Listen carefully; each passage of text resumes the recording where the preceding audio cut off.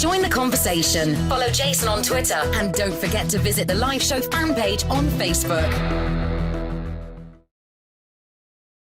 I titled this one something like the ultimate screw you from the Pentagon to the military.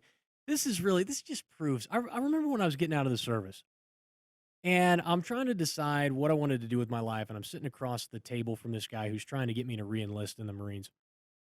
And he said, what do you want to do, man? What do you want to do? Anything you want to do? Like, you want to go be an instructor somewhere? You can be an instructor. You want to go to First Force? You go to First Force. Where do you want to do? Where do you want to go? Anything you want. What do you want? Tell me what you want. I said, I don't know. I don't really want to do anything. I really want to not be here anymore. That's what I really want to do. He's like, come on, man. We got a lot of money.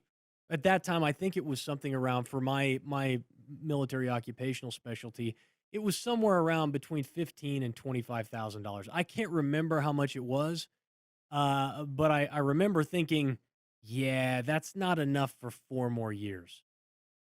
So this happened to not only me, it happened to a lot of people. It happened to folks in the regular military and people in the National Guard.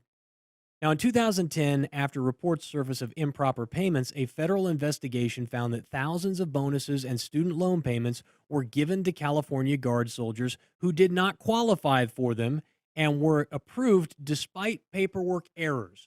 So the government, in order to entice these guys to re-enlist, to go back to war, promised them a bunch of money. And apparently, even though there were multiple errors, inefficiencies in government allowed those to sneak through. And these guys were paid up front the $15,000. See, that was one of the other neat things that they were doing at the time. That was totally new. It used to be you didn't get your enlistment bonus right up front. You would get it, say, at completion of your duty. It was a bonus when you got done. But in this case, they were paying people these enlistment bonuses up front. Why? Because they needed the bodies that bad. This is an all-volunteer force. They needed those bodies, so they paid them the money up front. Whatever we got to do, just get them back into a workup so they can get back downrange again. I'll give you an example of what happened because of this. And there's several of them in this article. This is one of them. Army Master Sergeant Tawny Jaffe, the California Guard's incentive manager, pled guilty to 2011 to filing false claims of $15.2 million and was sentenced to 30 months in federal prison. Now, what were the causes of this? What were the repercussions of this?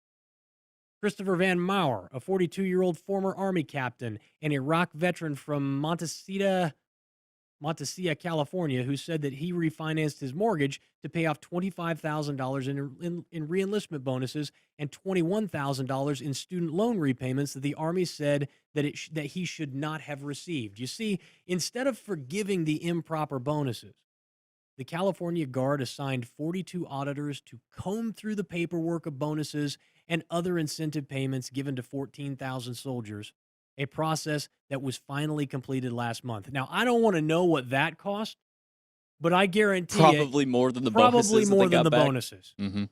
I'm just guessing here, but knowing the way that government screws up and drags out everything, I would imagine that an investigation of 14,000 people would probably cost somewhere in the neighborhood of $200 million. That sounds about right. I mean, the Pentagon's budget is basically the biggest thing that we pay for right now. It's almost the biggest thing.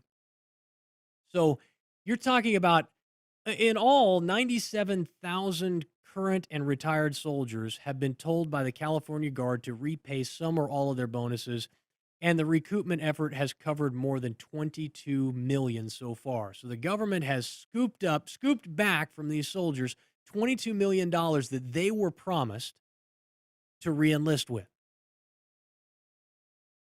Now, what is this, like 2 J-dams? $22 million? It's like nothing. It's a rounding error at the Pentagon. It's like an F-22 tire. Yeah, right. That's right. Yeah. It's the helmet that you got to wear in the new F-22s. It's nothing. Yeah. And they assigned 42 auditors to go get money back from some poor schmo. There's another story in here of a poor girl. I'm going to get to the point about this in just a minute. This is the way it works in the military. You sign a contract. They own you. That's the rule. Like USMC, you sign the blankety blank contract, right? You signed it. The government owns you. They can do with you whatever they want. They want to tell you to go fight in the war. You got to go fight in the war. They want to tell you to sit in the fighting hole. They want to tell you to scrub potatoes. You want to work 20 hours a day, 28 hours a day, go 4 days without food or sleep. That's their business. They own you. That's what you get into when you sign up for the military. Everybody understands that, or at least you should before you sign up for the military.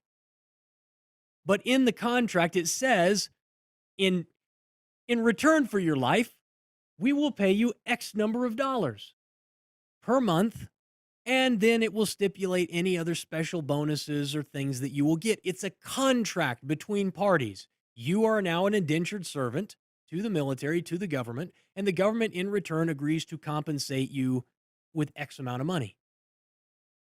So apparently these guys got deals in their contract that they shouldn't have gotten.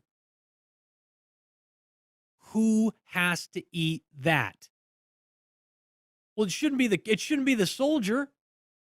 It's in the contract. They signed it. It was part of their reenlistment bonuses. Oh, well, I'm sorry. We weren't really allowed to give that to you when we wrote it down on the paper and you signed it and I signed it. We decided, yeah, we really shouldn't have given you that money. So here's the deal. We're just going to take it back.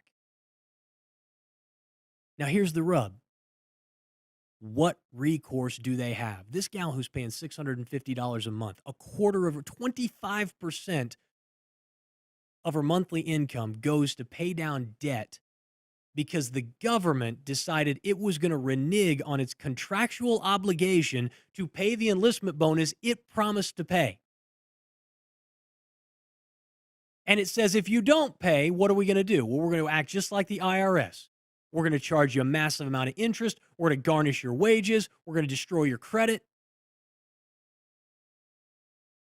Now, they're looking out for you. Always looking out for you.